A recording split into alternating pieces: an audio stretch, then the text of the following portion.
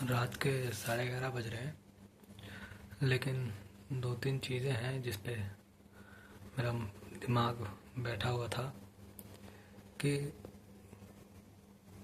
कुछ लोग हैं मेरे जैसे जिनका कोई घर नहीं है। वो दिल्ली में या फिर किसी बड़े शहर में किराए पे रहते हैं। उनका गांव है लेकिन गांव में घर नहीं है। उनके पास कोई ज़मीन नहीं है। मेरा केस ले लीजिए कि मेरा भी केस सेम है। दिल्ली में घर नहीं है, दिल्ली में रहता हूँ किराए के घर में, कभी लीज के घर में। गांव है, गांव में घर नहीं है। परिवार में माँ है, बहन है, मैं हूँ। 20,000 रुपये सैलरी है, कमाने वाला मैं हूँ। तो ऐसे में परिवार बढ़ाना, ये जो ख्वाहिश है परिवार बढ़ाने की, क्या ये तर्कसंगत है? क्या ये वाजिब है शादी करने के लिए? और कौन देगा लड़की ऐसे लड़कों को जिनके पास अपना घर नहीं है? लव मैरिज पे भरोसा नहीं है, हो ही नहीं रही है, लव ही नहीं हो रहा है।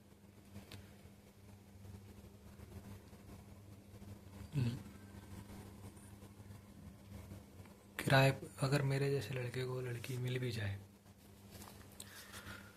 तो किराए पे एक की जगह 2 कमरे लेने पड़ेंगे। दिल्ली में एक कमरा 4 से 5 हज़ार का पड़ता है।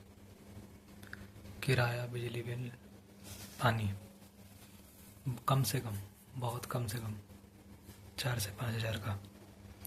2 कमरे 10 हज़ार, और अगर सेट भी लोगे तो 8,500 तक का पड़ जाता है। 20 में से 8.5 चले गए, 11.5 बचे, जिसमें 5 से 6 लोगों का परिवार पालना नामुमकिन है। तो ऐसे में क्या हल है?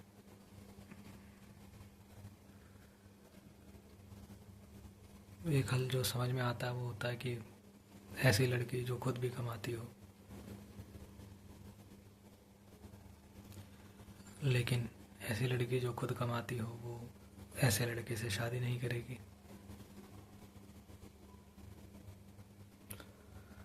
तो हल क्या है? हल आता है फिर सैक्रिफाइस का। सबसे आसान कि ऐसा लड़का शादी योग्य नहीं है,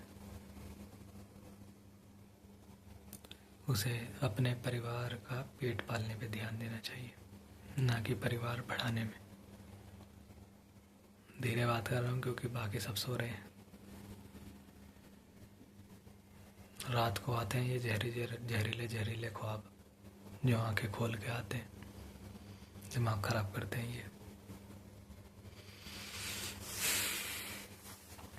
बाय बाय।